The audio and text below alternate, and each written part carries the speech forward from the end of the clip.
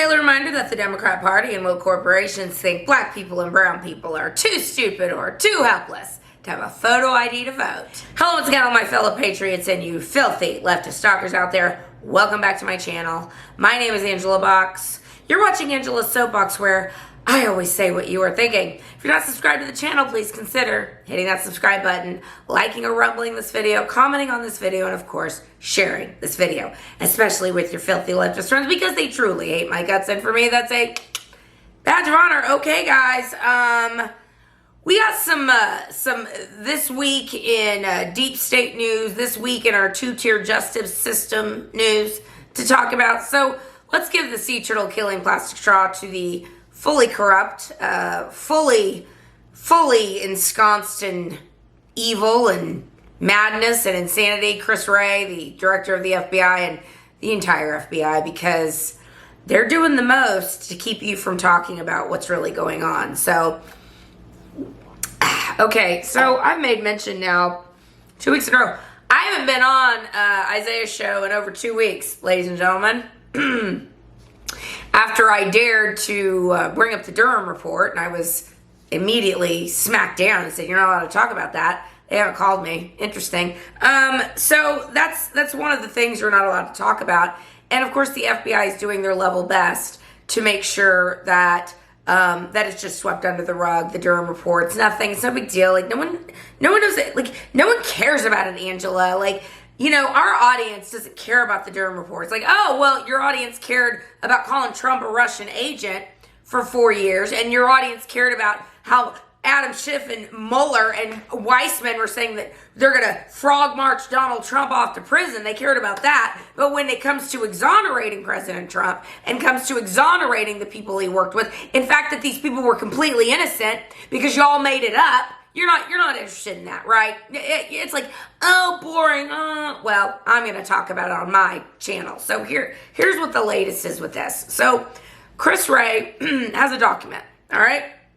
There is a document that basically confirms that Joe Biden, as vice president, was receiving bribes in order to give favorable policy decisions. It is an unclassified document, and Congress wants to see it. And Chris Wray and the FBI are like, yeah, we've got it. We're just not, no, we're not giving it to you. And so, normally our side would just turn tail and run off and be like, okay. But thank God for James Comer of the weaponization, the head of the weaponization committee in Congress, because he's like, oh, no. And you're going to be giving us that document. And if you don't, we're going to subpoena you to testify. So they subpoenaed Chris Wray, who's a dirtbag, and has his fingers in all of this. The seventh floor of the FBI, the seventh floor, the so-called seventh floor of the CIA and the FBI, completely corrupt, completely dirty, needs to be ripped up root and branch. Anyway, Chris Wray was like, nah, I'm not going to come and testify in front of Congress. And so Kevin McCarthy was like, listen, we're gonna hold you into contempt of Congress if you do not come and produce this document and testify as to what the hell is actually going on here. I mean, that's just one thing that the FBI is doing. Here's something else, and this tells you why they're ignoring the Durham report. Let me see if I can find this real quick. Where is this? I need my notes back. Where are my notes? Darn it. Okay, here it is. All right. Breaking. This is from Paul Sperry, and I'm going to, hopefully I remember to insert all these screenshots, but who knows. Breaking, Durham confirms FBI was spying not just on Trump aide Page, Carter Page. Remember Carter Page? He's like, bless, like kind of a dorky kid, like, a ginger, just very earnest. And he was a CIA asset. So he was working as an asset for the CIA, and the CIA lied and said he wasn't, which is one of the other predicates for them getting the FISA against Carter Page. Evil people. But also on the Trump campaign, not to mention transition and presidency, the FBI was spying. Classified version of FISA application assessed target Page was still involved in the campaign and had access to advisors influencing foreign policy. So basically what they lied about was that Carter Page was some sort of a Russian agent working with Trump, and they were trying to overthrow or steal the election from, Queen Cankles, Hillary Clinton, the most corrupted woman ever in the history of the United States of America, as far as I'm concerned.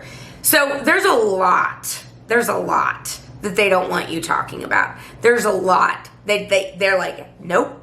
We're just going to make this go away. And if it doesn't, if no one talks about it, it didn't happen.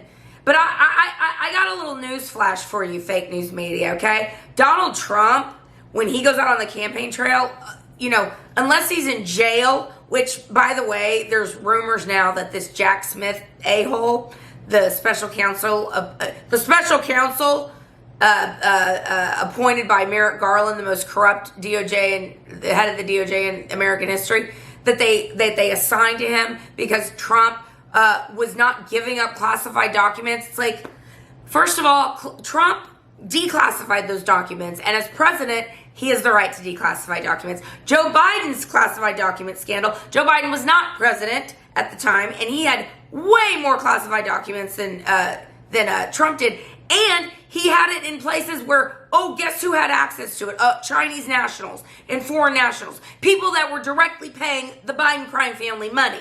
That's where his document scandal came from. So Trump was working with NARA, another left-wing organization, to hand over the documents, like, all right, fine, you can have them back, whatever. But he had already declassified them. So they're basically retroactively saying that Trump did not have the ability to declassify, and now we're gonna appoint this special counsel, Jack Smith. And the rumor is now that Jack Smith is gonna try and get Trump on insurrection charges and sedition against the United States government for basically saying the 2020 election was stolen. Because in our brave new world, in our Orwellian hell, you are not allowed to question this government. You are not allowed to ask questions. I mean, it was totally fine in 2016 when Hillary Clinton lost to, again, blame Donald Trump working with Vladimir Putin to somehow steal the election and bring up the problems with all these election machines. That's fine if you're a Democrat. But if you're a Republican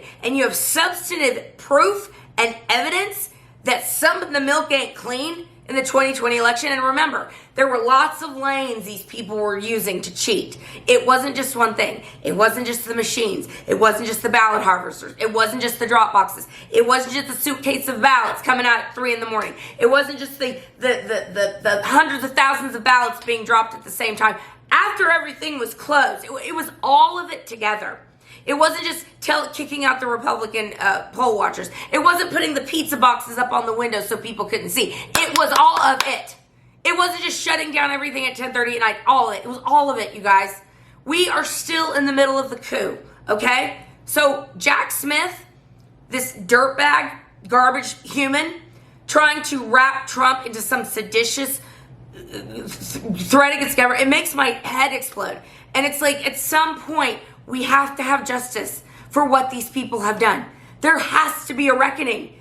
If we do not have a reckoning, if there is no justice for what these horrible people have done to Donald Trump and to so many good people that simply wanted to make America great again, that simply wanted to go back to normalcy, where we didn't have illegal aliens pouring over our border and sexualizing children, and a sound fiscal policy and a sound foreign policy. They have been weaponizing our government against good, decent people who are languishing in the gulags that they created for them because they dared to question this government. And I'm going to tell you right now, I will not stop. I will not bend. I will not break. I do not give up. I am a dog with an MF bone, okay? And you can count on that, ladies and gentlemen. So when I break out big, which the momentum is building, spoiler alert, leftists, the momentum is building. When I break out big, I'm going to make your lives a living hell every single solitary day. And I'm going to expose what you've done to these people. And I'm going to humiliate you for the filth you support. And I'm going to humiliate you for what you've done to this country. You are horrible, horrible people. And that's the thing that bothers me the most. As someone who believes in karma, as someone who knows what goes around comes around, when are we having it come around?